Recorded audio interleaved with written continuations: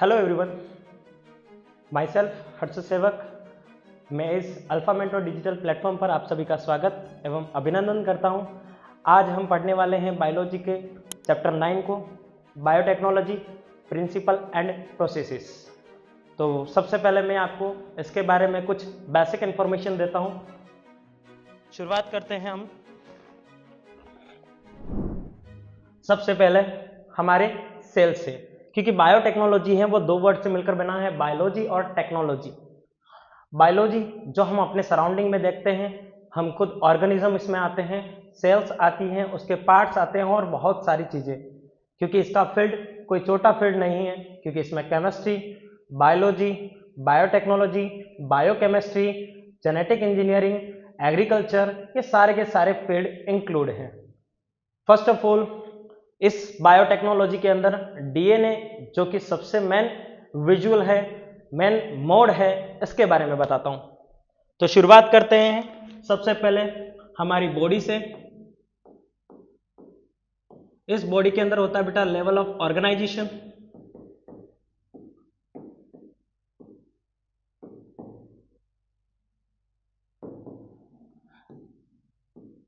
हम level of organisation के अंदर कॉम्प्लेक्स से लगाकर सिंपल की ओर चलेंगे। शुरुआत करते हैं, सबसे पहले होता है ऑर्गेनिज्म।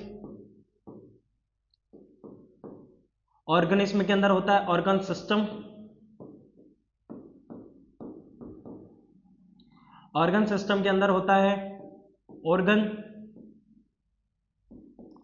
ऑर्गन के अंदर होता है, अगर फर्दर जाते हैं हम तो टिश्यू लेवल, और टिश्यू लेवल के अंदर अगर फर्दर जाते हैं तो हमें मिलती है सेल, जिसे हम कहते हैं fundamental and structural unit of body और ऑर्गेनिज्म।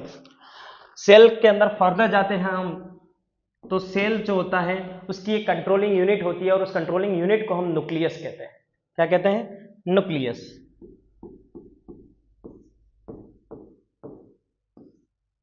न्यूक्लियस की हम बात करें तो न्यूक्लियस में वो इंफॉर्मेशन होती है जो जेनेटिकली इनहेरिटेड होती है, यानी कि नेक्स्ट जनरेशन के अंदर जाती है। अब इस नेक्स्ट जनरेशन में जाने वाली इस यूनिट की हम क्या करेंगे? बात करेंगे। न्यूक्लियस को हम फर्दर बात करें तो न्यूक्लियस में होता है न्यूक्लिक एसिड। क्या होता है बच्चों? Nucleic acid.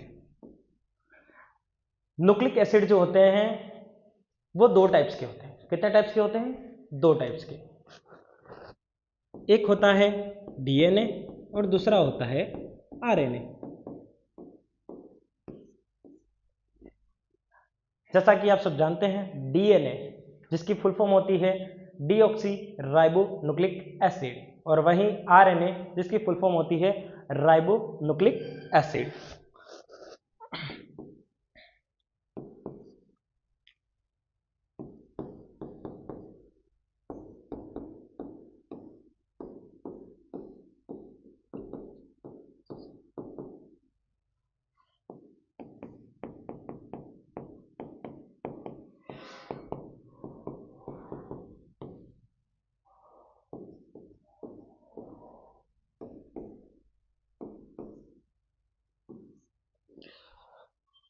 ज़्यादातर जो ऑर्गेनिज्म होते हैं उसके अंदर डीएनए ही जेनेटिक मटेरियल का काम करता है, जबकि कुछ वायरसेस जो होते हैं उनके अंदर RNA as a genetic material काम करता है। जेनेटिक मटेरियल यानी वो चीज़ें जो जीन को होल्ड कर नेक्स्ट जनरेशन में ले जाने का काम करती है। तो हम बात करते हैं इसी डीएनए और आरएनए के बारे में। आपको यहाँ पर एक स्ट्रक्चर दिख रहा होगा, ये डबल हेलिक्स मॉडल है। क्या है बेटा? Double helix model. इस मॉडल का नाम है डबल हेलिक्स मॉडल, जो कि दो साइंटिस्ट ने मिलकर दिया था, जिनका नाम था वाटसन और क्रिक। किन किन ने मिलकर दिया था बेटा? वाटसन और क्रिक ने मिलकर दिया था। ये जो हेलिक्स मॉडल है इसके बारे में हम और आगे चर्चा करते हैं। बात करते हैं डीएनए के बारे में और आरएनए के बारे में। तो न्यूक्लिक एसिड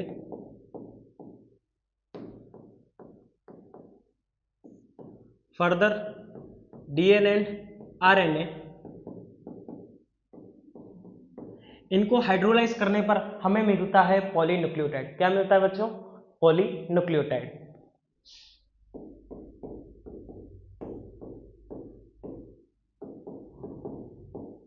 इस पॉलीन्यूक्लियोटाइड को फर्दर हाइड्रोलाइज करने पर हमें मिलता है न्यूक्लियोटाइड। न्यूक्लियोटाइड को फर्दर हाइड्रोलाइज करने पर हमें मिलता है nucleoside plus phosphoric acid, that is H3PO4। इस न्यूक्लियोसाइड को फर्दर हाइड्रोलाइज करने पर हमें मिलता है शुगर। कौन सी शुगर? तो ध्यान रखिएगा बेटा, पेंटोस शुगर। पेंटोस शुगर का मतलब होता है 5 कार्बन वाली शुगर, है ना। और यहां पर हमारी जो 5 कार्बन की शुगर है, उस शुगर का नाम है राइबोस शुगर। क्या नाम है? Ribose sugar. और साथ ही साथ और क्या मिलता है बेटा? Nitrogen base. क्या मिलता है बेटा? Nitrogen base. हम बात करें यहां पर पेंटोस शुगर, तो पेंटोस शुगर का नाम है बेटा राइबोस। थोड़ा और बताऊं इस राइबोस के बारे में, तो राइबोस एक 5 कार्बन की शुगर है। ये जो राइबोस है, ये राइबोस जो होती है, ये अपने अंदर एक फंक्शनल ग्रुप को होल्ड किए हुए होती है, और उस फंक्शनल ग्रुप का नाम है एल्डिहाइड। क्या नाम है? एल्डिहाइड। क्योंकि हमें पता है कि शुगर जो होती है वो कार्बोहाइड्रेट होती है, और हमें यह भी पता है कि कार्बोहाइड्रेट जो होते हैं वो पॉलीहाइड्रोक्सी कीटोन या एल्डिहाइड होते हैं। हाँ, तो हम आगे बढ़ते हैं बेटा। हमें यह पता है कि H3PO4 क्या आता है, इसका स्ट्रक्चर कैसा होता है। हमें पेंटोस शुगर के बारे में पता है कि पेंटोस शुगर एक 5 कार्बन की शुगर होती है, लेकिन हमें यह नहीं पता कि नाइट्रोजन बेस क्या होते हैं। तो आपको कुछ और जानकारी देता हूं नाइट्रोजन बेस के बारे में। नाइट्रोजन बेस 2 टाइप्स के होते हैं। एक होता है बच्चों प्यूरिन, और दूसरा होता है पिरिमिडिन। कितने टाइप्स के होते हैं बेटा? प्यूरिन और पिरिमिडिन। प्यूरिन जो होते हैं वो 2 होते हैं। कितने होते हैं बच्चों? 2। एक होता है ए और एक होता है जी। ए की फुल फॉर्म होती है बेटा एडेनिन। क्या फुल फॉर्म होती है बेटा? एडेनिन। और जी की फुल फॉर्म होती है ग्वानिन। अब बात करते हैं पिरिमिडिन की, तो ये 3 टाइप्स के होते हैं बेटा। कितने टाइप्स के होते हैं? 3 टाइप्स के होते हैं, और वो होते हैं बेटा टी, सी और U. T for thiamine,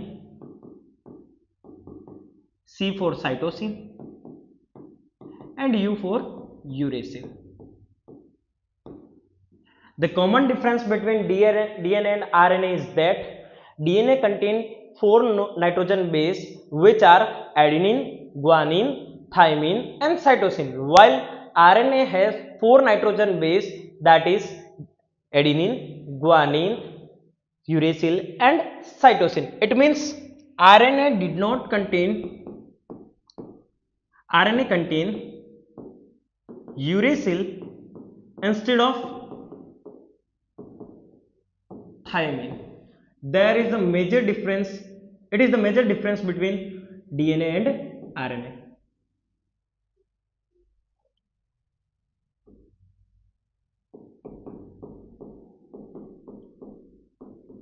Is it clear? Now we talk about next point, that is the structure of DNA and RNA. Let's talk about the structure of DNA. DNA contain a pentose sugar, that is a 5 carbon sugar,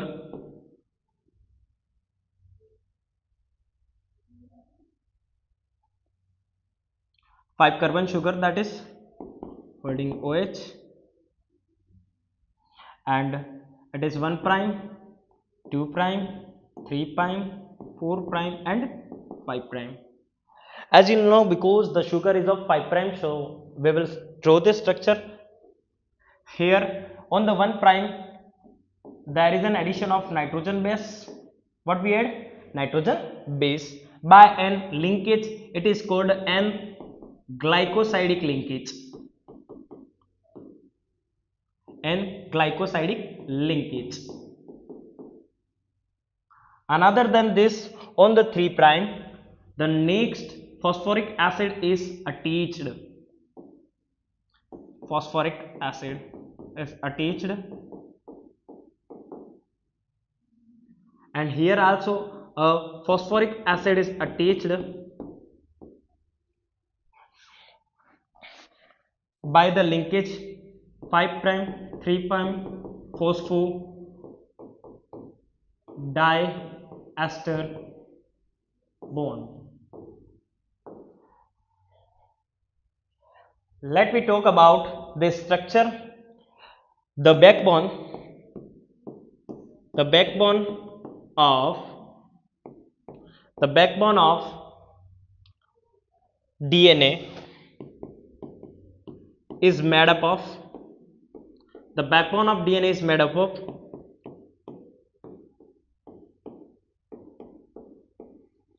the backbone of DNA is made up of pentose sugar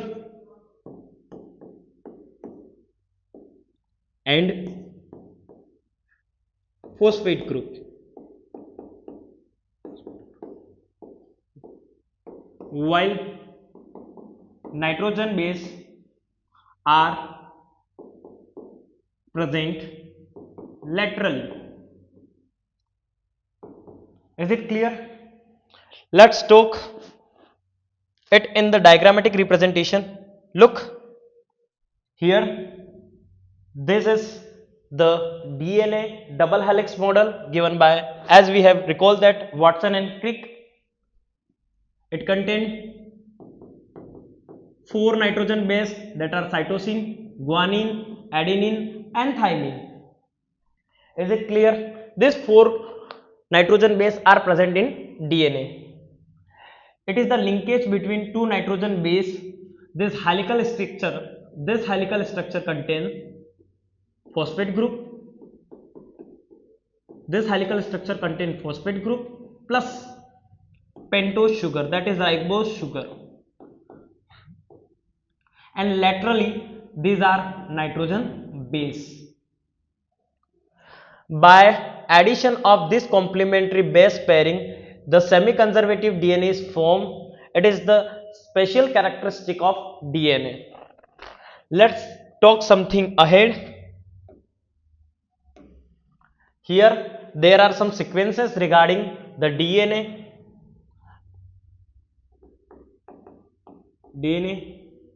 having double stranded form, complementary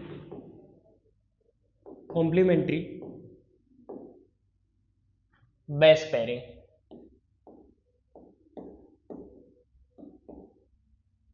What it forms?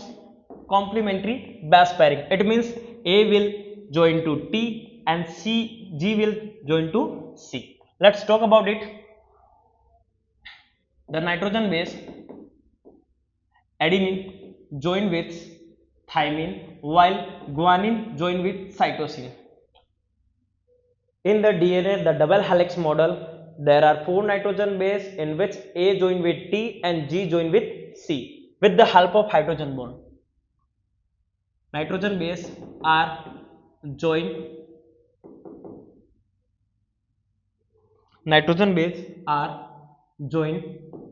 with their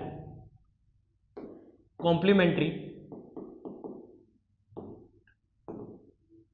by hydrogen bond. Which bond? Hydrogen bond.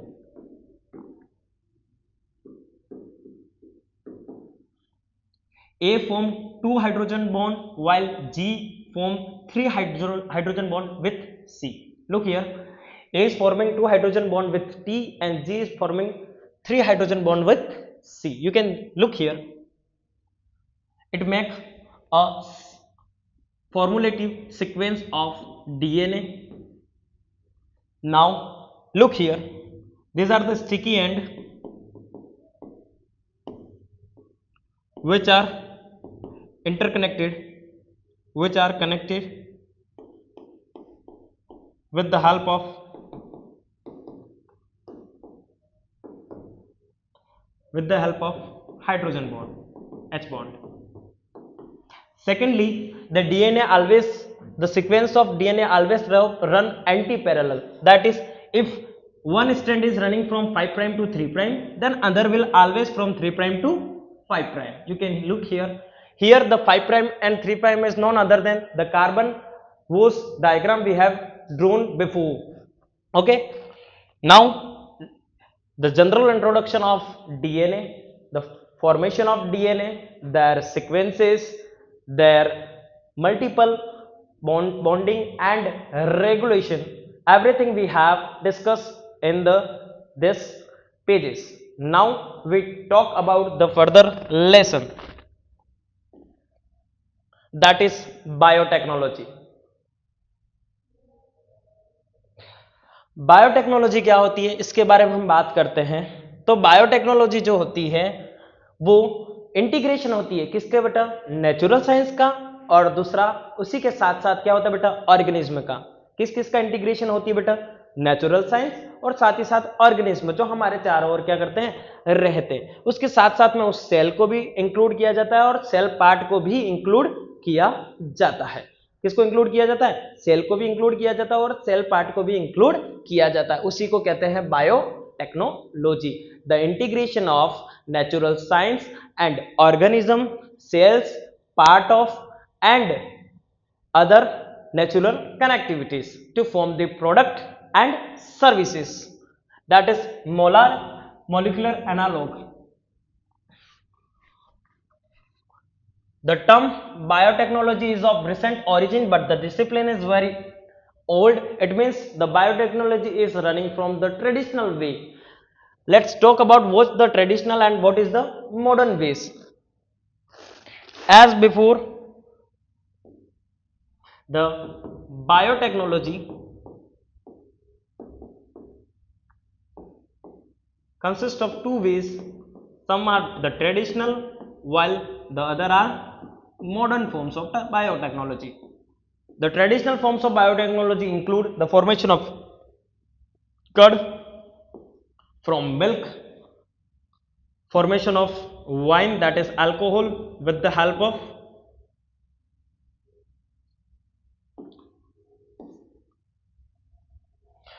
formation of alcohol with the help of yeast, bacteria. This is also included in biotechnology, while modern biotechnology include genetic engineering,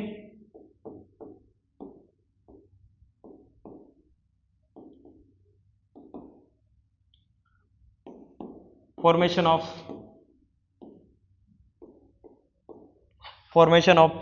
recombinant DNA,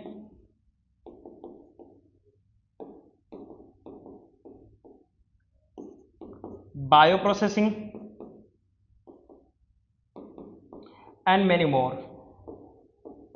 It's all included in biotechnology. These are the modern ways of biotechnology, while these were the traditional way which were used for many years. Let's talk ahead. The EFB, that is European Federation of Biotechnology, has given a definition of biotechnology, that the integration of natural science and organism, cell, part thereof, and molecular analog for product and services. These all are included in biotechnology. Let's talk about what is the mean of these all things. Natural science, it means those things which are provided by the nature, the organism, the part, such as we can say that, for example, in traditionally we were using yeast. It were naturally we have taken that yeast and another many bacteria, and then organism in which we have to implement that biotechnology, cells, parts of, and molecular analog. It means the tools which has to be used for the modern biotechnology. Next, we talk about the principle of biotechnology. The principle of biotechnology include genetic engineering and bioprocessing. What is the mean of genetic engineering and what is the mean of bioprocessing? The mean of genetic engineering means it is the technique in which we change the gene of a DNA, its changing of a sequence of DNA and inserting our desired gene into a DNA. Technique that help to change the DNA or RNA of an organism and inserting our own desirable gene in that DNA. The host become phenotypically modified. Here the host is become phenotypically modified. It means हमें जैसा organism चाहिए, हमें उसके अंदर जैसे बदलाव चाहिए, हम वैसे बदलाव वहां पर क्या कर सकते हैं बेटा, ला सकते हैं, है ना। ये होता है जेनेटिक इंजीनियरिंग। अब बात करते हैं बायो प्रोसेसिंग। जो बदलाव हमें चाहिए उस बदलाव को एक लंबी और ज्यादा अमाउंट में अगर रिलीज करना हो या फिर बनाना हो तो वो किस में आता है बेटा, बायो प्रोसेसिंग। बायो प्रोसेसिंग वह प्रोसेस है जिसके अंदर हम क्या करते हैं, लार्ज अमाउंट में उस डीएनए को क्या करते हैं बेटा, स्टेराइल कंडीशन में, ऐसी कंडीशन में जब जिसमें हमें हमारा डिजायरेबल, हमारी जो इच्छा है उसी प्रकार का डीएनए मिले, इसके अलावा हमें किसी और प्रकार का, है ना, डीएनए प्राप्त न हो। Sterile condition are maintained to ensure the growth of only desired microbe. It means the undesirable microbe should not be grown over there. It ensures no contamination by other microbe, thus protecting the product. It means ये 100% क्या करता है, sterile condition के अंदर हमें जो need है, हमें जिस डिजायरेबल जीन की नीड है वो ही हमें देता है।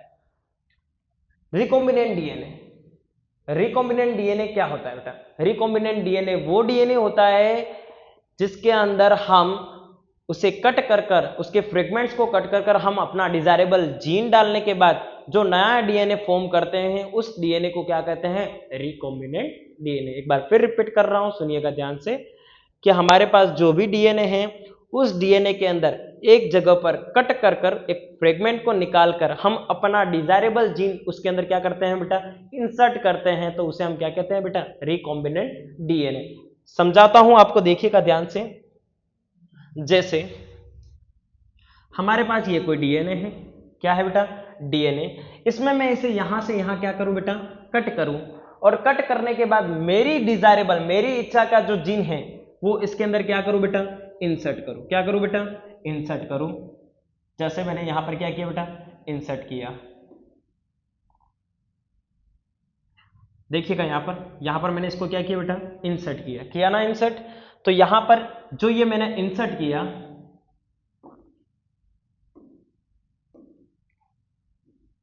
हाँ, यहां पर मैंने ये जो इंसर्ट किया बेटा, ये जो मैंने इंसर्ट किया ये कौन सा किया बेटा, डिजायरेबल जीन, हाँ या ना, क्या किया बेटा, डिजायरेबल जीन को यहां पर मैंने क्या किया, इंसर्ट किया। और इसके बाद ये जो फॉर्म हुआ, इसी को क्या बोलते बेटा, रिकॉम्बिनेंट डीएनए। यहां पर हमने इस फ्रेगमेंट को जिस एंजाइम की हेल्प से जोड़ा बेटा, उसका नाम था डीएनए लाइगेस। डीएनए लाइगेस वो एंजाइम है जिसकी हेल्प से हम क्या कर सकते हैं बेटा, किसी भी डिजायरेबल जीन के सीक्वेंस को क्या कर सकते हैं बेटा, जोड़ सकते हैं। इससे पहले हमने इस डीएनए के अंदर इस सीक्वेंस को यहां से यहां तक काटा भी था। इस फ्रेगमेंट को काटने के लिए, इसकी कटिंग के लिए हमने जिस एंजाइम का इस्तेमाल किया था बेटा, उसको बोलते हैं बेटा रेस्ट्रिक्शन एंडोन्यूक्लियस। क्या बोलते हैं बेटा उसको, रेस्ट्रिक्शन एंडोन्यूक्लियस। इस एंजाइम की हेल्प से मैंने क्या किया था बेटा, इस डीएनए फ्रेगमेंट्स को यहां से क्या किया था, कट किया था। क्या ये बात समझ में आ गई? आगे बढ़ते हम। Process of recombinant DNA technology, यानी कि वो प्रोसेस जिसकी हेल्प से हम क्या करते हैं बेटा, रिकॉम्बिनेंट डीएनए का फॉर्मेशन करते हैं। तो यहां बात करते हैं, हमारी पहली स्टेप क्या होती है बेटा, हम ऐसे डीएनए को आइसोलेट करते हैं जिसके अंदर हमें चेंज करना है। क्या करेंगे बेटा, सबसे पहले हम ऐसे डीएनए को क्या करेंगे बेटा, आइसोलेट करेंगे, जिसकी हेल्प से हमें क्या करना है, उसे, जिसके अंदर हमें क्या करना है बेटा, चेंज करना है। उस डीएनए को आइसोलेट करने के बाद उसके अंदर क्या करेंगे बेटा, उस डीएनए को क्या करेंगे, हम कट करेंगे फ्रेगमेंट से। उस फ्रेगमेंट से कट करने के बाद उससे हम अपना क्या निकालेंगे बेटा, डिजायरेबल जीन। क्या निकालेंगे बेटा, डिजायरेबल जीन, ऐसा जीन जिसकी मुझे क्या है बेटा रिक्वायरमेंट है। जैसे मैं बोलूं कि मुझे मान लीजिए कि साल्मोनेला टाइफीम्यूरियम, साल्मोनेला टाइफी जो बैक्टीरिया है उसके अंदर एक जीन है जो क्या है बेटा एंटीबायोटिक रेजिस्टेंस है। क्या है बेटा एंटीबायोटिक रेजिस्टेंट है। तो मेरे लिए वो जीन कैसा जीन हो गया बेटा डिजायरेबल जीन। कैसा जीन हो गया डिजायरेबल जीन। तो मैं क्या करूंगा कि डीएनए लूंगा किसका उस बैक्टीरिया का, साल्मोनेला टाइफी बैक्टीरिया का मैं क्या लूंगा डीएनए लूंगा और उसमें से रेस्ट्रिक्शन एंडोन्यूक्लियस जो एंजाइम है उसकी हेल्प से मैं क्या करूंगा वहां से उस सीक्वेंस के कुछ फ्रेगमेंट्स को कट करूंगा ताकि मुझे मेरा डिजायरेबल जो एंटीबायोटिक रेजिस्टेंस जीन का जो सीक्वेंस है वो क्या हो सके मिल सके। तो कुछ ऐसा ही यहां पर किया हमने। DNA with desired characteristic is isolated from an organism. हमने ऑर्गेनिज्म में हमारा क्या किया बेटा डिजायरेबल जीन जो है उसे क्या किया बेटा आइसोलेट किया, निकाला, अलग किया। The desired DNA is integrated with the DNA of a vector। बेटा ये वेक्टर क्या होता है ये सुनो। वेक्टर वो चीज होती है, अगर हम सामान्य भाषा में समझें तो हमारे घर पर मान लीजिए कोई गाड़ी आती है और उसमें हम अपना क्या कर रहे हैं बेटा सामान डालकर उसे अपने गंतव्य तक जहां हमें पहुंचाना है वहां पर पहुंचा रहे हैं, तो वो गाड़ी हमारे लिए क्या हुई बेटा वेक्टर। तो वैसा ही यहां पर हो रहा है बेटा कि वेक्टर क्या होता है वो प्लाज्मिड या फिर कह सकते हो कि ऐसा डीएनए या फिर कोई पार्ट जो क्या करे हमारे डिजायर्ड जीन को हमें जहां ले जाना है वहां तक वो क्या करे ले जाने का काम करे। ऐसे पार्ट को या फिर ऐसे हिस्से को हम क्या कहते हैं वेक्टर कहते हैं। क्या कहते हैं वेक्टर। जैसे एग्जांपल के लिए मैं बता दूं कि फीमेल एनाफिलिस मॉस्किटो जो मलेरिया जो है उस पैरासाइट को ले जाने का काम करती है। Disease causing malaria disease causing जो प्लाज्मोडियम है उसको ले जाने का काम जो करती है उसका नाम है फीमेल एनाफिलिस मॉस्किटो। और ये कैसा काम करती है बेटा वेक्टर की फॉर्म में काम करती है। वैसे ही हम एडिस मॉस्किटो की बात करें तो वो भी एक वेक्टर है। तो यहां पर हमारे डिजायर्ड जीन जो है डिजायर्ड डीएनए जो है उसको क्या किया जाता है बेटा उस वेक्टर के डीएनए में इंसर्ट किया जाता है। जो वेक्टर का डीएनए होता है उसमें हमारा डिजायरेबल जो जीन है या सीक्वेंस है उसको क्या किया जाता है इंसर्ट किया जाता है, उस फ्रेगमेंट को इंसर्ट किया जाता है। This is done as the DNA fragment needs to be replicated. और हम उस फ्रेगमेंट को उसके अंदर इंसर्ट करते हैं जिसका हमें क्या कराना है बेटा रेप्लिकेशन कराना है, यानी कि उसकी मल्टीपल कॉपीज बनानी है। क्या करना है बेटा मल्टीपल कॉपीज बनानी है। इसके बाद हम क्या करेंगे the desired DNA is linked with the origin of replication of the vector and thus it multiplies itself in the host. हम बात करते हैं कि उस डीएनए के अंदर हम जो डिजायर्ड जीन को इंसर्ट करेंगे, हमारा जो भी वेक्टर का डीएनए होगा उस डीएनए के अंदर हम जो डिजायर फ्रेगमेंट को क्या करेंगे बेटा इंसर्ट करेंगे, उसको हमेशा उस जगह पर इंसर्ट करेंगे जिसके आगे पर कौन सी साइट हो बेटा ओराई।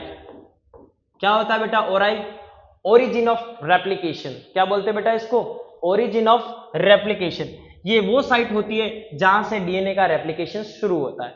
ओराई साइट वो साइट होती है जहां से ओरिजिन ऑफ रेप्लिकेशन यानी कि जहां पर डीएनए का रेप्लिकेशन जो होता है वो शुरू होता है।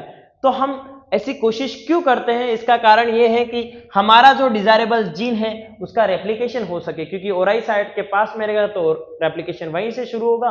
तो ओराई साइट के साथ साथ हमारा क्या होगा जो डिजायरेबल जीन है उसका भी रेप्लिकेशन हो जाएगा। अब बात करते हैं जब हमारे डिजायरेबल जीन का क्या हो जाए बेटा रेप्लिकेशन हो जाएगा तो the newly form DNA is the recombinant DNA. जो हमारा नया डीएनए फॉर्म होगा बेटा वो कौन सा डीएनए होगा रिकॉम्बिनेंट डीएनए होगा। क्यों रिकॉम्बिनेंट डीएनए होगा क्योंकि उसके अंदर हमारा डिजायरेबल जीन भी शामिल है। आई बात समझ में। और इसी के साथ this DNA is inserted into an organism to incorporate the desire characteristics of the vector is used for the production of genetically modified product. ये जो डीएनए है जो रिकॉम्बिनेंट डीएनए हमें मिला है वो वेक्टर की हेल्प से हम क्या करेंगे बेटा इंसर्ट करेंगे। किसमें इंसर्ट करेंगे बेटा उस ऑर्गेनिज्म में जिससे हमें उसकी क्या मिल सके बेटा मल्टीपल कॉपीज मिल सके, है ना, और उसे हम लार्ज स्केल पर क्या कर सके बेटा ग्रो करवा सके ताकि हमें किसका प्रोडक्शन मिले जेनेटिकली मॉडिफाइड प्रोडक्ट के फॉर्म में, है ना, जो मेडिसिन के लिए या फिर कई सारी इंडस्ट्रीज में इसका यूटिलाइजेशन होता है। अब आगे हम बात करते हैं बेटा कि कैसे इसका इंसर्ट हुआ है फॉर्मेशन ऑफ रिकॉम्बिनेंट डीएनए। देखिएगा आप, हमारे पास जो क्लोनिंग वेक्टर था, क्लोनिंग वेक्टर का मतलब ये होता है बेटा वो वेक्टर जो लगातार क्या करता है बेटा, मल्टीप्लाई करता है। उसके अंदर हमने क्या किया बेटा, फॉरेन डीएनए। यहाँ पर जो फॉरेन डीएनए है वो हमारा डिजायरेबल डीएनए, डिजायरेबल जीन है। इस जीन को हमने क्या किया बेटा, यहाँ पर इंसर्ट किया। देखो आप देख सकते हो कि मैंने यहाँ पर क्या किया, क्लोनिंग वेक्टर के एक सीक्वेंस को काटा, उसकी जगह मैंने क्या किया बेटा, मेरा जो डिजायरेबल जीन का सीक्वेंस था उसको इंसर्ट किया, और इससे जो फॉर्म हुआ उसको क्या बोलते हैं बेटा, रिकॉम्बिनेंट डीएनए। क्या बोलते हैं बेटा, रिकॉम्बिनेंट डीएनए। और ज्यादातर वेक्टर की फॉर्म में इस्तेमाल होने वाला जो पार्ट होता है वो बैक्टीरिया का पार्ट होता है, और उसका नाम है बेटा प्लाज्मिड। क्या है बेटा, प्लाज्मिड। प्लाज्मिड क्या है, autonomously replicating extra chromosomal material present in the bacteria that provide antibiotic resistance to the bacteria। Plasmid क्या होता है बेटा, डीएनए के अलावा बैक्टीरिया के अंदर एक और एक्स्ट्रा क्रोमोसोमल डीएनए होता है, यानी कि डीएनए के अलावा एक और सीक्वेंस होता है जो डीएनए की फॉर्म में होता है, और ये जो सीक्वेंस होता है इसके पास बेटा एंटीबायोटिक रेजिस्टेंस जीन होते हैं। क्या होते हैं बेटा, एंटीबायोटिक रेजिस्टेंस जीन होते हैं जो उसे और बेहतर बनाते हैं, और इसलिए इस प्लाज्मिड का इस्तेमाल किसके लिए किया जाता है बेटा, वेक्टर की फॉर्म में किया जाता है, ताकि हम क्या कर सकें, इजीली किसी रिकॉम्बिनेंट को, यानी कि किसी वेक्टर को क्या कर सके बेटा, पहचान सके, जिसका हमने क्या किया बेटा, जिसके डीएनए को हमने रिकॉम्बिनेंट किया या फिर उसमें चेंजेस किए हैं, है ना। एक बार फिर बता देता हूं बेटा, हमने प्लाज्मिड को ही क्यों चुना बेटा, तो प्लाज्मिड जो होता है उसके पास क्या होता है बेटा, एंटीबायोटिक रेजिस्टेंस जीन होते हैं। ये एंटीबायोटिक रेजिस्टेंस जीन एक सिलेक्टेबल मार्कर जीन की तरह काम करते हैं, जहां पर हम नंबर ऑफ सेल्स जो हैं या फिर नंबर ऑफ डीएनए जो होते हैं उसके अंदर हम उस डीएनए को पहचान सकते हैं जिसके अंदर हमने क्या किया बेटा, चेंजेस किए हैं, जिसके अंदर हमने अपना डिजायरेबल जीन क्या किया है, इंसर्ट किया है। Construction of first artificial recombinant DNA molecule. अब हम बात करते हैं कि पहली बार जो डीएनए मॉलिक्यूल था, कौन सा मॉलिक्यूल बेटा, रिकॉम्बिनेंट डीएनए मॉलिक्यूल, उसका फॉर्मेशन कैसे हुआ। तो बात करते बेटा, plasmid are extra chromosomal material present in the bacteria, it can be physically separated and can replicate independently. सबसे बड़ी खासियत है बेटा ये प्लाज्मिड की, कि प्लाज्मिड जो होते हैं बेटा उन्हें हम क्या कर सकते हैं, डीएनए से फिजिकली सेपरेट कर सकते हैं, और उनका रेप्लिकेशन इंडिपेंडेंट हो सकता है, यानी कि वो क्या नहीं है, किसी और जीन या किसी और डीएनए पे डिपेंडेंट नहीं है। Bacterial chromosome, it provide resistance to the bacteria against certain antibiotic, है ना। इसके अंदर एंटीबायोटिक रेजिस्टेंस जीन है जो बैक्टीरिया को क्या करते हैं, किसी भी डिसीज से क्या करते हैं बेटा, बचाने का काम करते हैं। सबसे पहली बात करें तो फर्स्ट आर्टिफिशियल जो रिकॉम्बिनेंट डीएनए है मॉलिक्यूल है उसको किसने कंस्ट्रक्ट किया था बेटा, एक तो थे कोहेन और दूसरे थे Boyer, Stanley Cohen and Herbert Boyer. कब किया था बेटा, 1972 में। कब किया था, 1972 में। कोहेन और बोयर ने 1972 में आइसोलेट किया था एक एंटीबायोटिक रेजिस्टेंस जीन, क्या कर बेटा, उसको फ्रेगमेंट में कट कर और कहां से कट किया था बेटा, प्लाज्मिड से। कहां से कट किया था, प्लाज्मिड से। किसने, कोहेन और बोयर ने 1972 के अंदर बेटा प्लाज्मिड से एक एंटीबायोटिक रेजिस्टेंस जीन को क्या किया था, फ्रेगमेंट्स में कट किया था। मैंने पहले ही बता दिया बेटा किस एंजाइम की हेल्प से कट किया था, तो रेस्ट्रिक्शन एंडोन्यूक्लियस एंजाइम की हेल्प से। This antibiotic resistance gene fragment was then integrated with plasmid DNA. They cut the DNA, they cut the gene of antibiotic resistance from a plasmid with the help of a restriction enzyme and join it to the plasmid of Salmonella typhimurium with the help of DNA ligase। अब यहां पर क्या किया गया है वो समझिएगा कि इन्होंने क्या किया बेटा, हमारे पास जो बैक्टीरिया का प्लाज्मिड था उसके अंदर जो एंटीबायोटिक रेजिस्टेंस जीन था, उस एंटीबायोटिक रेजिस्टेंस जीन को वहां से क्या किया बेटा, कट कर निकाला। किसकी हेल्प से बेटा, रेस्ट्रिक्शन एंजाइम की हेल्प से। किसकी हेल्प से बेटा, रेस्ट्रिक्शन एंजाइम की हेल्प से हमने बैक्टीरिया के अंदर जो प्लाज्मिड था उसके अंदर जो एंटीबायोटिक रेजिस्टेंट जीन था उसको कट किया, और कट करने के बाद हमने किसके अंदर उसको इंसर्ट किया बेटा, जो हमारे पास साल्मोनेला टाइफीमुरियम जो एक बैक्टीरिया था, क्या नाम था उसका बेटा, साल्मोनेला टाइफीमुरियम जो बैक्टीरिया था उसके अंदर उसको क्या किया, उसके प्लाज्मिड में बेटा उसको क्या किया, इंसर्ट किया। किसकी हेल्प से बेटा, डीएनए लाइगेज की हेल्प से। मैंने पहले बता दिया बेटा कि डीएनए लाइगेज क्या करती है बेटा, सीक्वेंस को यानी कि जो जीन होते हैं उनको ऐड करने का काम करती है, उन्हें जोड़ने का काम करती है। This newly form DNA having fragments of antibiotic resistance is known as recombinant DNA, है ना। अब साल्मोनेला टाइफिमुरियम जिसके प्लाज्मिड के अंदर हमने क्या किया बेटा, जो दूसरा बैक्टीरिया था उसके प्लाज्मिड का एंटीबायोटिक रेजिस्टेंट जीन लाकर क्या किया है, इंसर्ट किया है। तो ये साल्मोनेला टाइफिमुरियम का जो प्लाज्मिड है वो कौन सा डीएनए बन गया बेटा, रिकॉम्बिनेंट डीएनए बन गया। कौन सा डीएनए बन गया है, recombinant DNA. The plasmid of Salmonella typhimurium with the gene of antibiotic resistance act as a vector and is transferred to the bacteria Escherichia coli। और फिर ये जो साल्मोनेला टाइफिमुरियम था इसका जो वेक्टर था यानी कि प्लाज्मिड जो कि एक वेक्टर का काम कर रहा था, इसको किसके अंदर इंसर्ट करते बेटा, एस्कर्शिया कोलाई के अंदर। किसके अंदर इंसर्ट करते बेटा, एस्कर्शिया कोलाई के अंदर। कुछ क्वेश्चंस हैं, देखिएगा बेटा। Genetic engineering is possible because, genetic engineering जो है वो कब कैसे पॉसिबल है, सुनना। कुछ ऑप्शंस दे रखे, we can cut the DNA at specific site by endonuclease like DNase, restriction endonuclease purified from bacteria can be used in vitro, the phenomenon of transduction in bacteria is well understood, we can see DNA by electron microscope। तो हम बात करते हैं बेटा genetic engineering तब possible है बेटा जब किसी भी जीन को क्या किया जाए, अच्छे से रीड किया जा सके और उसके अंदर हमें जो डिजायरेबल जीन है उसको इंसर्ट करने का क्या मिले, मौका मिले। और बेटा उस डिजायरेबल जीन को उसके अंदर इंसर्ट तभी किया जा सकता है जब हमें उस सीक्वेंस के बारे में बेटा मालूम हो। और ये काम जो करता है वो कौन करती है बेटा, रेस्ट्रिक्शन एंजाइम। आई ना बात समझ में। तो सबसे पहला यही क्वेश्चन है कि यही इसका ऑप्शन है, we can cut DNA at specific site by endonuclease like DNA. और जब स्पेसिफिक साइट पे हम उसे कट कर सकते हैं तो उसी स्पेसिफिक साइट पर उसे क्या कर सकते हैं बेटा, ऐड भी कर सकते हैं। The plasmid were replicated in the bacteria E coli. बेटा जो इकोलाई बैक्टीरिया है इसके अंदर इस प्लाज्मिड को क्या किया गया, रेप्लिकेट किया गया। किसका प्लाज्मिड था बेटा, साल्मोनेला टाइफिमुरियम का प्लाज्मिड, जिसके अंदर हमने क्या किया था बेटा, हमारा डिजायर एंटीबायोटिक रेजिस्टेंट जीन डाला था।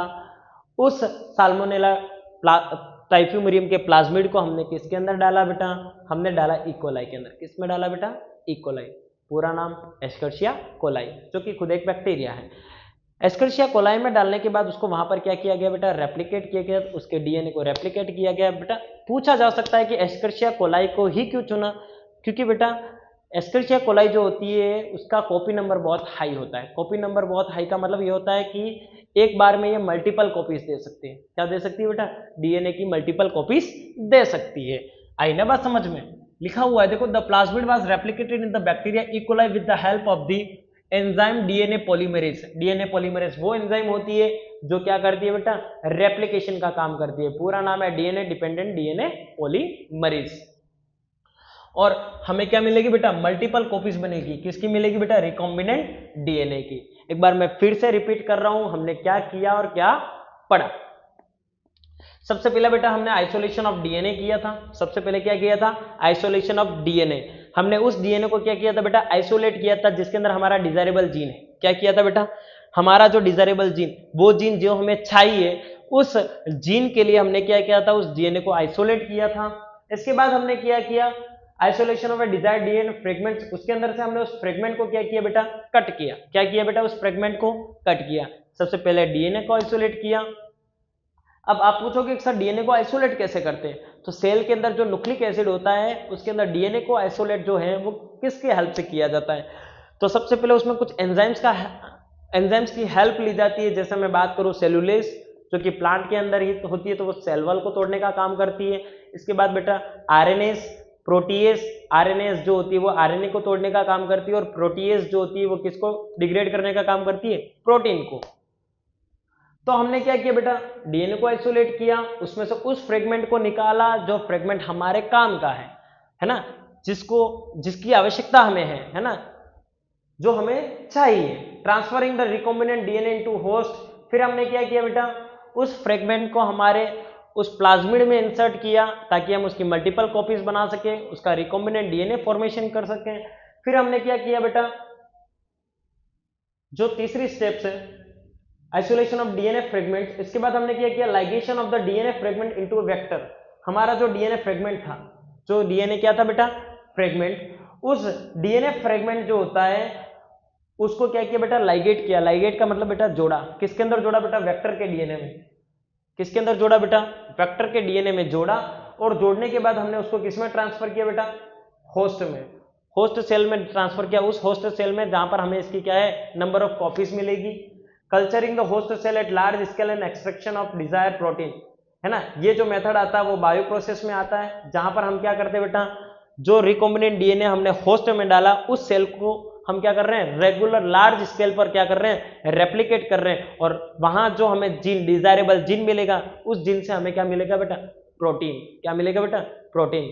कौन से प्रोसेस है तो आपको पता ही है, रेप्लिकेशन के बाद ट्रांसक्रिप्शन, और ट्रांसक्रिप्शन के बाद ट्रांसलेशन, और ट्रांसलेशन से एट लास्ट हमें क्या मिलता है बेटा, प्रोटीन। आई ना बात समझ में।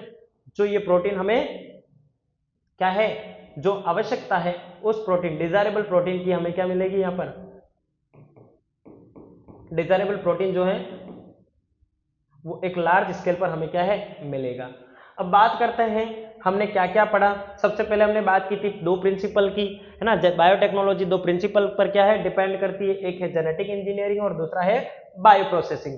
जेनेटिक इंजीनियरिंग वो प्रोसेस है जिसके अंदर हम रिकॉम्बिनेंट डीएनए बनाते हैं, यानी कि ऐसा डीएनए बनाते हैं जिसमें हमारे डिजायरेबल जीन होते हैं। और बायो प्रोसेसिंग वो यूनिट है जिसके अंदर वो जीन जो है उसको हम लार्ज स्केल पर क्या करते हैं बेटा, मल्टीपल कॉपीज बनाते हैं, और उसके अंदर से हम अपना डिजायर प्रोटीन क्या करते हैं बेटा, एक्सट्रैक्ट करते हैं।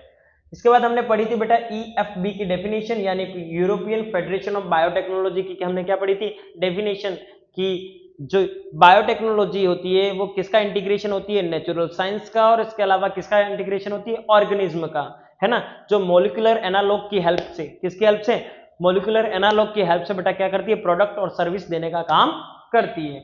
इसके बाद हम बात करते हैं हमने रिकॉम्बिनेंट डीएनए कैसे बनाते हैं, इसके बारे में बात की थी कि रिकॉम्बिनेंट डीएनए के लिए हमें सबसे पहले हमारा डिजायरेबल जीन जो है उसको क्या करना पड़ेगा, आइसोलेट करना पड़ेगा। आइसोलेट करने के बाद उसको फ्रेगमेंट में कट करना पड़ेगा। फिर उस डिजायरेबल फ्रेगमेंट को क्या करना पड़ेगा, एक प्लाज्मिड डीएनए के अंदर इंसर्ट करना पड़ेगा, और इंसर्ट करने के बाद जो फॉर्मेशन होगी वो हमारा कौन सा डीएनए होगा, रिकॉम्बिनेंट डीएनए। और इसके बाद हमने प्लाज्मिड की बात की, हमें कैसा प्लाज्मिड चुनना चाहिए और प्लाज्मिड के अंदर इंसर्ट क्यों करते हैं, प्लाज्मिड होता क्या है, इसके बारे में।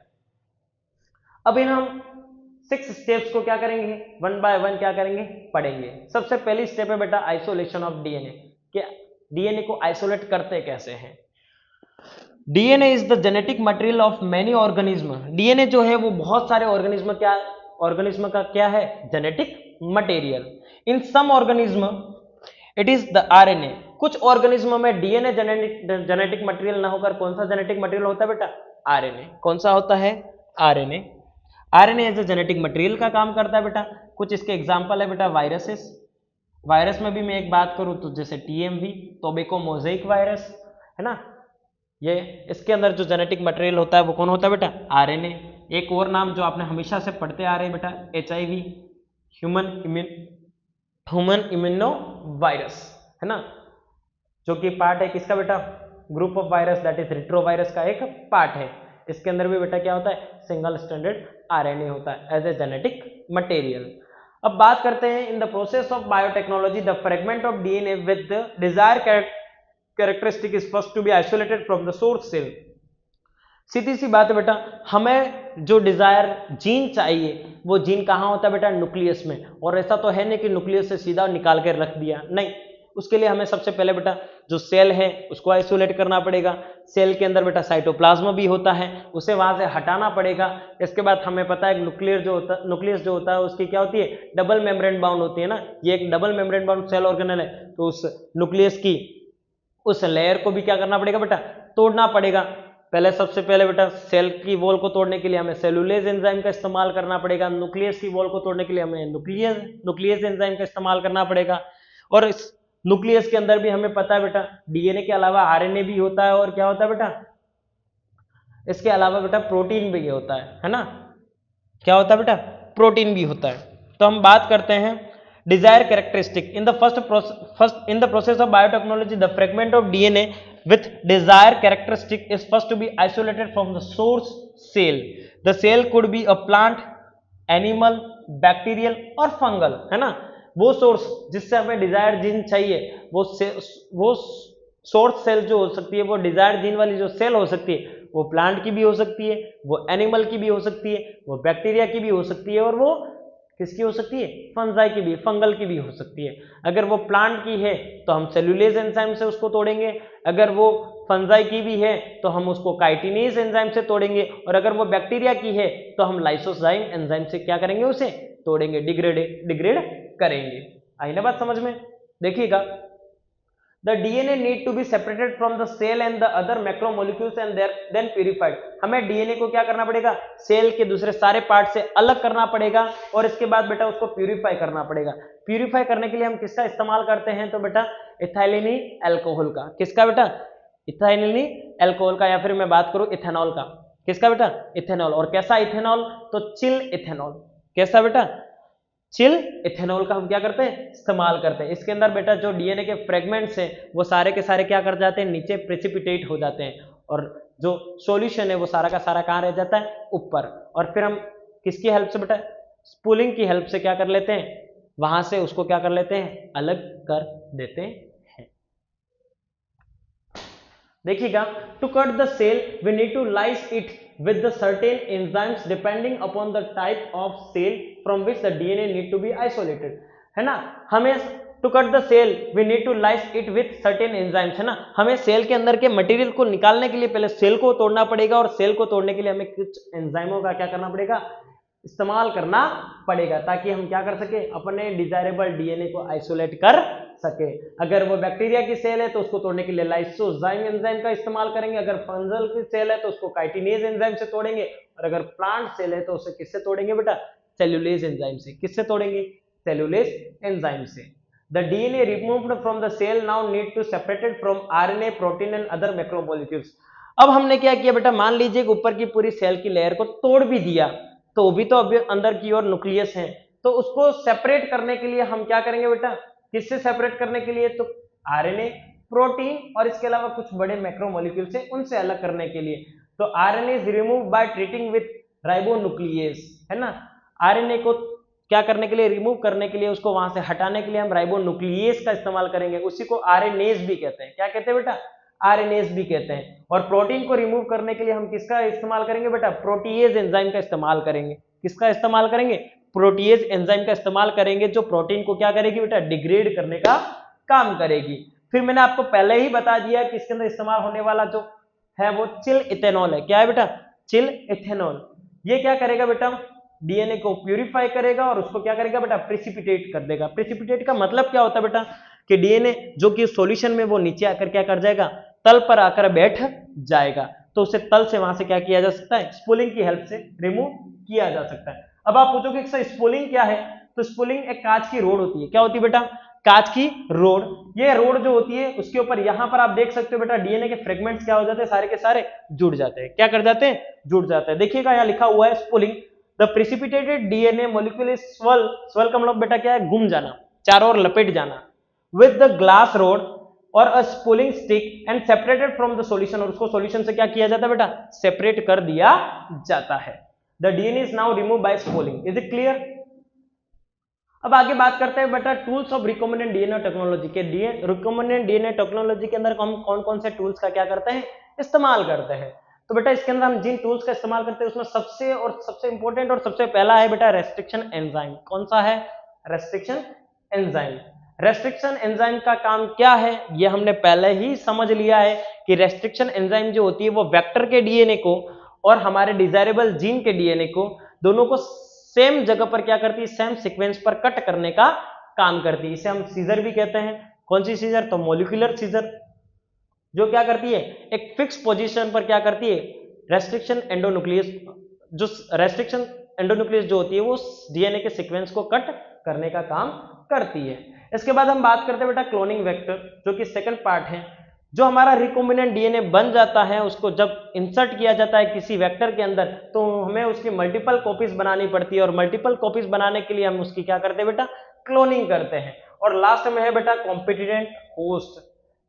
कॉम्पिटिटेंट होस्ट वो होस्ट होता है जिसके अंदर हमें क्या करना है बेटा, उस वेक्टर के अंदर जो प्रेजेंट डीएनए है, जो रिकॉम्बिनेंट डीएनए है, उसको इंसर्ट करना है। और इसको इंसर्ट करना इतना इजी नहीं होता है, क्योंकि जो सेल होती है, जो होस्ट सेल होती है, वो किसी भी क्या कर सकती है बेटा, किसी भी फॉरेन पार्टिकल को सीधा अंदर आने नहीं देती, क्योंकि हमें पता है कि हर सेल की सेल मेम्ब्रेन जो होती है वो सिलेक्टिवली परमिएबल होती है, यानी कि वो कुछ चुनिंदा चीजों को ही क्या करती है, अंदर आने देती है।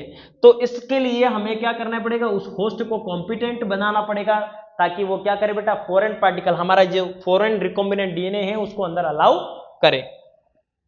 सबसे पहली बात करते बेटा रेस्ट्रिक्शन एंजाइम की। किसकी बात करते बेटा, रेस्ट्रिक्शन एंजाइम की। स्टीवर्ट लिन और वर्नर अर्बर जो थे, उन्होंने क्या किया था बेटा, रेस्ट्रिक्शन एंजाइम को किया था, आइसोलेट किया था। जब इन्होंने रेस्ट्रिक्शन एंजाइम को आइसोलेट किया था, किससे बेटा, दो एंजाइमों से। किससे आइसोलेट किया था, दो एंजाइमों से। Isolated two enzyme that restricted the growth of bacteriophage in E coli. E coli के अंदर बेटा एक बैक्टीरियोफेज था। ई कोलाई में क्या था बेटा, बैक्टीरियोफेज। और इस बैक्टीरियोफेज की ग्रोथ को, बेटा बैक्टीरियोफेज होता क्या है ये पता होना चाहिए। अगर किसी बैक्टीरिया के अंदर क्या हो बेटा, वायरस हो, वायरस कंटेनिंग बैक्टीरिया,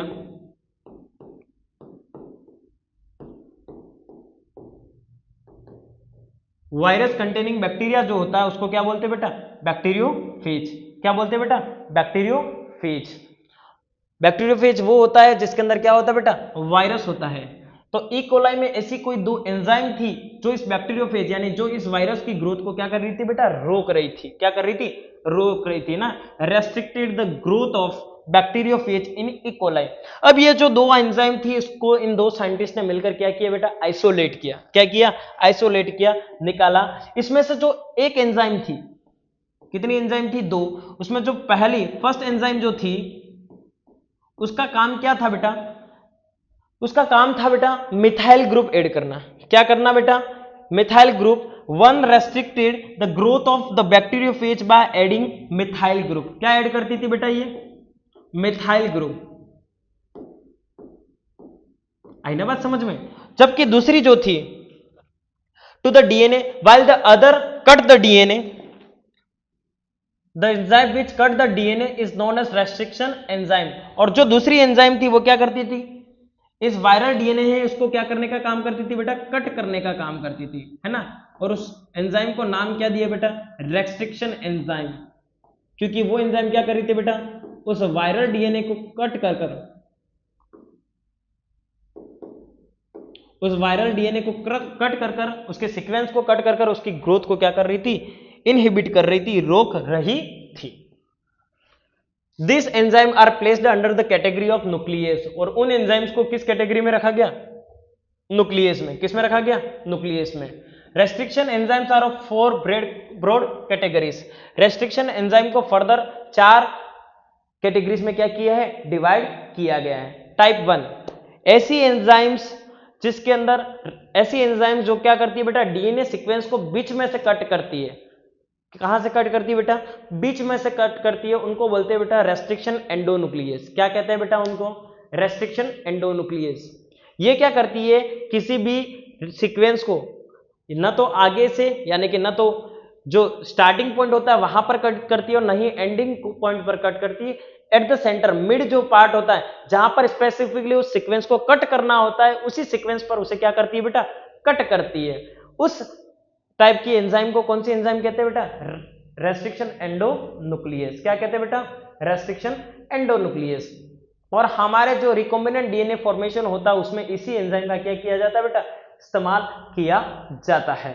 आई ना बात समझ में। और हम बात करते हैं बेटा, एक दूसरी एंजाइम होती है, उसका नाम है बेटा रेस्ट्रिक्शन एक्सोन्यूक्लियस। क्या होता है बेटा, रेस्ट्रिक्शन एक्सोन्यूक्लियस। ये क्या करती है बेटा, जो सीक्वेंस हमें कट करना है, जहां पर जिस फ्रेगमेंट को हमें कट करना है वहां पर कट न कर कर बहुत दूर पर जाकर उसको क्या करती है, कट करती है। और ज्यादातर तो उसके एंड पर ही क्या कर देती है, कट कर देती है। और ऐसी एंजाइम का इस्तेमाल कहाँ नहीं किया जाता बेटा, बायोटेक्नोलॉजी में नहीं किया जाता। हम कौन सी एंजाइम को प्रिफर करते हैं, जो हम क्या करती है, सीक्वेंस को बीच में से कट करती है। और ऐसी एंजाइम्स का नाम है बेटा रेस्ट्रिक्शन एंडोन्यूक्लियस। देखिएगा यहाँ पर लिखा हुआ है type 1 this enzymes cleave at random site far away from the restriction site, यानी कि वो साइट जिसमें हमें क्या करना है बेटा, कट करना है, उस सीक्वेंस को वहां पर कट न कर कहां पर कट कर देती है बेटा, रैंडम साइट पर, जहां उसकी मर्जी पड़े वहां पर उसके कट कर देती है। और वो जो साइट होती है वो हमेशा क्या होती है बेटा, जो हमें कट करना है उससे बहुत दूर होती है। कहां होती है, बहुत दूर। वही हम टाइप सेकंड की बात करें बेटा, this enzyme cut the DNA at specific site, कहां कट करती है बेटा, स्पेसिफिक साइट, यानी कि वो साइट जहां पर हमें कट चाहिए, जहां पर हमें सीक्वेंस को काटना है, क्लोज टू और with in their recognition sequence. और वो कट जो करती है वो क्या करती है, या तो हमारा जो रिकॉग्निशन सीक्वेंस है वहां पर कट करती है, उसके नजदीक में कट करती है। They are used in biotechnology, उनका इस्तेमाल कहां किया जाता है बेटा, बायोटेक्नोलॉजी में किया जाता है। कहां इस्तेमाल किया जाता है उसका, बायोटेक्नोलॉजी में इस्तेमाल किया जाता है। Any of this restriction enzyme have been identified from a large number of bacterial species, ऐसी बहुत सारी रेस्ट्रिक्शन एंडोन्यूक्लियस का आइडेंटिफिकेशन अब तक हो चुका है। यहां पर कुछ प्रीवियस ईयर के क्वेश्चन है, देखिएगा, विच of the following is not correctly matched from the organism itself well degrading enzyme. चलो हमने ये पहले पढ़ चुके हैं, अब उसी के बारे में बात करते हैं। प्लांट सेल होती है, उसमें सेल वॉल होती है, और सेल वॉल बेटा सेलुलोज की बनी होती है, और उसको तोड़ने के लिए हम किस एंजाइम का इस्तेमाल करते हैं बेटा, सेल्यूलेज। बैक्टीरिया की जो सेल वॉल होती है वो किसकी बनी होती है बेटा, पेप्टिडोग्लाइकेन, किसकी बनी होती है बेटा, पेप्टिडोग्लाइकेन, उसे म्यूरिन भी कहते हैं, और उसको तोड़ने के लिए जिस एंजाइम का इस्तेमाल किया जाता है उसका नाम है लाइसोजाइम। क्या नाम है बेटा, लाइसोजाइम। ये लाइसोजाइम दो जगह से और मिलती है बेटा, हमारे जो आंसू होते हैं टीयर, उसमें भी ये लाइसोजाइम होती है, और इसके अलावा बेटा और किसमें होती है, तो बात करें तो हमारी जो सलाइवा है उसके अंदर भी ये एंजाइम पाई जाती है। फंजाई की सेल वॉल जो होती है वो काइटिन की बनी होती है, और उसको तोड़ने के लिए जिस एंजाइम का इस्तेमाल किया जाता है उसका एंजाइम का नाम है बेटा काइटिनेज। क्या नाम है बेटा, काइटिनेज। तो बची कौन सी बेटा, एल्गी, जहां यहां पर क्या है, गलत दे रखा है। तो पूछा यही है, which of the following is not correctly matched to the for the organism and its cell wall degrading enzyme. तो इसका आंसर है बेटा एल्गी। अब बात करते हैं इसके आगे की, न्यूक्लियस। हमने सारी जो एंजाइम्स हैं उनको कॉमनली हमने एक ही ग्रुप में रखा, और उसका नाम था बेटा न्यूक्लियस। क्या रखा कॉमनली, उसको क्या बोला बेटा, न्यूक्लियस। न्यूक्लियस को हमने दो पार्ट में डिवाइड किया बेटा, वो एंजाइम जो सीक्वेंस को एंड में काटती है हम उसको क्या बोलते हैं बेटा, एक्सोन्यूक्लियस, और वो एंजाइम जो सीक्वेंस को बीच में काटती है उसको हम क्या बोलते हैं बेटा, एंडोन्यूक्लियस। एंडो का मतलब अंदर, और एक्सो का मतलब क्या होता है बेटा, बाहर। It remove nucleotide from the end of the DNA, ये क्या करती है, ये कोई भी डीएनए है तो उसके या तो इधर के हिस्से को काटेगी या फिर इधर के हिस्से को काटेगी, लेकिन कभी भी बीच में नहीं काटेगी। जबकि it makes cut at specific position with in the DNA, जबकि इंडोन्यूक्लियस जो होती है वो किसी भी डीएनए के स्पेसिफिक साइट को क्या करती है, कट करती है, जहां पर हमें क्या करना है, अपना डिजायरेबल जीन जो है उसको क्या करना है, इंसर्ट करना है। आई ना बात समझ में, आगे देखिएगा बेटा। इसके अलावा कुछ और एंजाइम्स भी हैं। Type third, this enzyme also cleave at a site a short distance from a recognized site far away from the restriction site, है ना। टाइप थर्ड जो होती है वो भी क्या करती है बेटा, एक्सोन्यूक्लियस जितना तो दूर नहीं, लेकिन फिर भी हमारी जो रिकॉग्निशन साइट जो है उससे बहुत दूर क्या करती है बेटा, कट करती है। और टाइप फोर्थ जो होती है वो क्या करती है, सिर्फ मिथाइलेटेड डीएनए को ही कट करने का काम करती है। और टाइप फिफ्थ जो होती है, this enzyme use guide RNA to target specific non palindromic sequence present on invading organism, यानी कि टाइप फिफ्थ का काम ये होता है पैलिंड्रोमिक सीक्वेंस के अलावा जो भी और सीक्वेंस है उसको वहां से क्या करना बेटा, कट करना। आई ना बात समझ में। रेस्ट्रिक्शन एंडोन्यूक्लियस जो होती है वो कहां से मिलती है बेटा, तो ये क्या मिलती है बेटा, बैक्टीरियल सेल से मिलती है, या फिर कौन सी सेल से मिलती है बेटा, फंगल सेल से,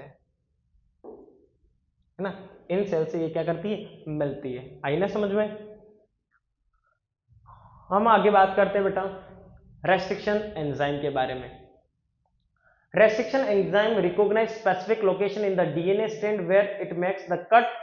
रेस्ट्रिक्शन एंजाइम बेटा पहले तो पूरे डीएनए को क्या करती है बेटा, पढ़ती है। क्या करती है, पढ़ती है ना, स्टार्टिंग से लगाकर एंड तक। और रेस्ट्रिक्शन एंजाइम के अंदर ये खासियत होती है कि वो क्या करती है बेटा, सीक्वेंस को रीड भी करती है और अपने उस सीक्वेंस को ही कट करती है जो उसका स्पेसिफिक है। आई बात समझ में, हर जगह पर वो कट नहीं मारती है। आई ना बात समझ में। Restriction enzyme recognize specific location in the DNA strand where it makes the cut the sequence at which the DNA strand recognize the specific site for cutting is known as recognition site या recognition sequence. वो sequence जहां पर restriction enzyme जाकर cut करती है उस sequence को कौन सा सीक्वेंस कहते हैं बेटा? Recognition sequence. ऐसा सीक्वेंस जिसका रिकॉग्निशन कौन करती है? Restriction enzyme. बात समझ में आई? रेस्ट्रिक्शन एंजाइम क्या करती है बेटा? किसी भी सीक्वेंस को स्पेसिफिक जगह पर ही कट करने का काम करती है। अब आप बात करते हैं, this recognition sequence are usually palindromic sequence. और ये जो सीक्वेंस होते हैं वो ज्यादातर कैसे सीक्वेंस होते हैं? Palindromic sequence. कैसे सीक्वेंस होते हैं? Palindromic sequence. आप बोलेंगे सर ये क्या है? हमने तो पहली बार सुना है sir palindromic sequence. Palindromic sequence वो सीक्वेंस होता है जिसे हमने पहले बताया था मैंने कि एक 5 प्राइम एंड होता है और दूसरा कौन सा एंड होता है बेटा?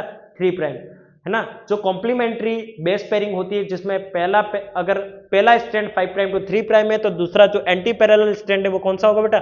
3 प्राइम से 5 प्राइम।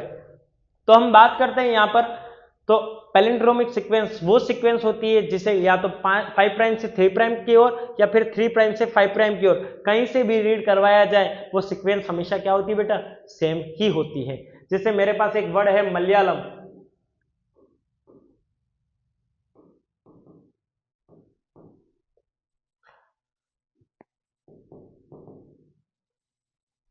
हाँ, इसको यहां से पढ़ो या यहां से, दोनों ओर से सेम स्पेलिंग आती है ना, MALAYALAM या फिर MALAYALAM। दोनों ओर से पढ़ने पर ये क्या आ रही है बेटा? सेम मीनिंग दे रही है। तो वैसी ही होती है बेटा पैलिंड्रोमिक सीक्वेंस। यहां पर आपको दिखाई जा रही है, यहां से पढ़ने पर GAATTC है ना, एक स्टैंड पर GAATTC है। अगर 5 प्राइम से 3 प्राइम ये है तो 5 प्राइम से 3 प्राइम जो एंटी पैरेलल में अगर हम यहां से पढ़ना शुरू करेंगे बेटा तो ये वही देगी, GAATTC। ऐसी सीक्वेंस जिसे यहां से पढ़ो यहां से, है ना, सेम रिजल्ट देती है, उस सीक्वेंस को कौन सी सीक्वेंस कहते हैं? Palindromic sequence. Palindromic sequence are दो sequence in which the sequence is read same in the forward and backward direction, है ना। ऐसी सीक्वेंस जो आगे से या पीछे से दोनों ही जगहों से क्या करती है बेटा? सेम सीक्वेंस को क्या करती है? रीड करती है। जैसे यहां लिखा है Malayalam. In the DNA strand sequence of the nucleotide when read from 5 prime to 3 prime in one strand and 3 prime to 5 prime in the other strand read the same, है ना। DNA strand के अंदर वो सीक्वेंस जिसके nucleotide को या तो 5 prime से 3 प्राइम पढ़ो या 3 प्राइम से 5 प्राइम करो, अगर वो सेम सीक्वेंस देते हैं, है ना, अगर वो सेम रीडिंग देते हैं तो ऐसी सीक्वेंस को पैलिंड्रोमिक सीक्वेंस कहते हैं। यहां पर कुछ और चीजें दे रखी है, जैसे ब्लंट एंड। क्या है बेटा? Blunt and. ब्लंट एंड कैसे एंड होते हैं बेटा? 5 प्राइम से 3 प्राइम और 3 प्राइम से 5 प्राइम जो ये सीक्वेंस है, अगर इसको हम कट करें, क्या करें बेटा? कट करें, है ना। अगर मैं यहां से इनके हाइड्रोजन बॉन्ड को कट करूं तो कट करने पर ये कैसे एंड देने चाहिए बेटा? स्टिकी एंड देने चाहिए। अगर स्टिकी एंड ना देकर ये नॉर्मली अगर कैजुअली कट होते हैं तो उनको वापस जोड़ना बेटा क्या होता है? कठिन होता है ना। वो उस सेम सीक्वेंस से नहीं जोड़ पाते जहां पर हम उन्हें जुड़ना चाहिए। ऐसे एंड को क्या कहते हैं बेटा? ब्लंट एंड कहते हैं ना। और ब्लंट एंड के अंदर हम उन्हें फिर से डीएनए लाइगेज की हेल्प से जोड़ नहीं सकते। इसलिए जब भी क्या किया जाता है बेटा? रेस्ट्रिक्शन एंडोन्यूक्लियस कहीं पर भी कट करती है तो हमेशा ध्यान रखिएगा कि वहां के एंड जो दो नाइट्रोजन बेस पेयर है जो कॉम्प्लीमेंट्री बेस पेयरिंग कर रहे हैं उनके बीच में जब भी रेस्ट्रिक्शन एंडोन्यूक्लियस कट करेगी तो वो हमेशा कैसे एंड देगी? Sticky and. कैसे देगी बेटा? Sticky and. The enzyme cut the both DNA strand at the same side. याद रखिएगा बेटा, रेस्ट्रिक्शन एंजाइम जो होती है वो दोनों जो डीएनए के दोनों कॉम्प्लीमेंट्री स्ट्रैंड है उनको क्या करती है? सेम साइड से कट कर सकती है, कट करती है। देखिएगा यहां पर मैं आपको पूरा समझाता हूं। यहां ये हमारा कोई डीएनए है, डबल स्टैंडर्ड डीएनए है। तो यहां पर देखिएगा बेटा कट कहां किया बेटा? जी और ए के बीच में। कहां कट किया बेटा? जी और ए के बीच में। तो यहां पर भी बेटा इस सीक्वेंस के बीच में कट होगा। कहां कट होगा बेटा? यहां पर कट होगा। देखिएगा ध्यान से बेटा, ये जो वेक्टर डीएनए इसकी बात करो बेटा, रेस्ट्रिक्शन एंजाइम जो है वो क्या कट कर रही है बेटा? जी और ए के बीच में कट कर रही है। ध्यान रखिएगा यहां पर भी उसी सीक्वेंस के बीच में कट हो रहा है, जी और ए। तो हम कट करने पर हमें क्या क्या मिल रहा है एक बार ध्यान से इधर देखिएगा बेटा। यहां से कट करने पर ये चीज निकल गई। कौन कौन सी चीज निकल गई बेटा? यहां से AATTC और यहां से जी निकल गया। आप चाहो तो देख सकते हो नीचे GCTTAA है और ये वाला स्टैंड क्या कर गया बेटा? निकल गया। याद रखिएगा बेटा रेस्ट्रिक्शन एंजाइम हमेशा ध्यान रखिएगा जो रेस्ट्रिक्शन एंजाइम वेक्टर डीएनए में इस्तेमाल हुई है वही रेस्ट्रिक्शन एंजाइम किसमें इस्तेमाल होगी बेटा, फॉरेन डीएनए में भी इस्तेमाल होगी। रेस्ट्रिक्शन एंजाइम जो होती है चाहे वो फॉरेन डीएनए, जो कट यहां पर होगा उसी सीक्वेंस में कट वहां पर भी होगा। अब यहां पर देखिएगा बेटा, सिमिलर कट यहां पर भी होगा। यहां पर कट जी और ए के बीच में हुआ तो यहां पर भी ये कट कहां होगा बेटा, यहां होगा, इस जी और ए के बीच में होगा। कहां होगा बेटा, इस जी और ए के बीच में होगा। यहां पर भी ये कट यहां होगा, किसके बीच में होगा बेटा, जी और ए के बीच में। तो बेटा यहां से लगाकर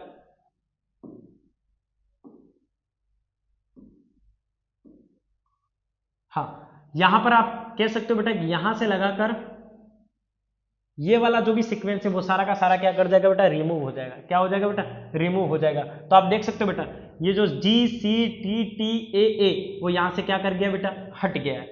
क्या कर गया है, हट गया है। आई ना बात समझ में। और याद रखिएगा, फिर से रिपीट कर रहा हूं, जो रेस्ट्रिक्शन एंजाइम यहां पर इस्तेमाल हुई है वही रेस्ट्रिक्शन एंजाइम यहां पर भी इस्तेमाल होगी। दोनों जगह पर जो सीक्वेंस की कटिंग होगी वो हमेशा सेम ही होगी। अब बेटा यहां पर कट करने के बाद जो ये एंड बने, ये कैसे एंड बेटा, स्टिकी एंड। कैसे एंड बने बेटा, स्टिकी एंड। मैंने अभी पहले ही रिपीट किया था बेटा, एंड स्टिकी होने चाहिए। अगर ये एंड स्टिकी ना होकर ब्लंट होते हैं तो याद रखिएगा यहां पर क्या नहीं होगी बेटा, सीक्वेंस की ज्वाइनिंग नहीं होगी, है ना। यहां पर जो बेटा कट हुए हैं ये हाइड्रोजन बॉन्ड के अंदर कटिंग हुई है और वही सेम क्या होगी बेटा, ज्वाइनिंग होगी, क्योंकि वहां वही एंजाइम यहां पर भी उसी टाइप्स के क्या करेगी, कट करेगी, ताकि सीधी ज्वाइनिंग हो जाए, है ना। जो शेप है उसी शेप में कट होगा। अब क्या होगा बेटा, हमारे पास जो यहां पर ए आया, जो यहां पर ए आया, टी आया और इस तरफ सी और जी आया। आपको पता ही है ए का कॉम्प्लीमेंट्री बेस पेयरिंग कौन होता है बेटा, टी। ए का कॉम्प्लीमेंट्री बेस पेयरिंग कौन होता है, टी। टी का कॉम्प्लीमेंट्री बेस पेयरिंग कौन होता है, ए। और टी का कॉम्प्लीमेंट्री बेस पेयरिंग कौन होता है, ए। तो आपको यहां दिख जाएगा बेटा टी टी ए और ए, क्योंकि हमने पहले ही पढ़ रखा है। क्या पढ़ रखा है बेटा, हमने पहले ही पढ़ रखा है कि ए किसके साथ जुड़ता है, टी के साथ। जी किसके साथ जुड़ता है, सी के साथ। चाहे सी हो तो जी बनेगा, जी हो तो सी हो तो जी बनेगा, और जी हो तो सी बनेगा। ए हो तो टी बनेगा और टी हो तो ए बनेगा। तो सेम है, ए हो तो टी बनेगा, ए हो तो टी बनेगा, टी है तो ए बनेगा और टी है तो ए बनेगा। तो ये स्टिकी एंड उड़कर कहाँ है, यहाँ पर क्या हो जाएगा बेटा, ज्वाइन हो जाएगा। आप देख सकते हो बेटा यहाँ पर कौन है बेटा, यहाँ पर है बेटा जी सी टी टी ए ए, और इस तरफ उसका कॉम्प्लीमेंट्री बना, कौन बना बेटा, कौन बना बेटा, ए टी टी। और सिमिलरली यहां पर कौन है बेटा, सी, और यहां पर कौन होगा, जी। आई बात समझ में, क्लियर है। तो आशा करता हूं आपको ये वीडियो पसंद आया होगा और आपके लिए यह बहुत उपयोगी होगा। हम इससे आगे नेक्स्ट वीडियो के अंदर आगे की सारी जानकारियां जो बायोटेक्नोलॉजी के बारे में उसके बारे में बात करेंगे। धन्यवाद।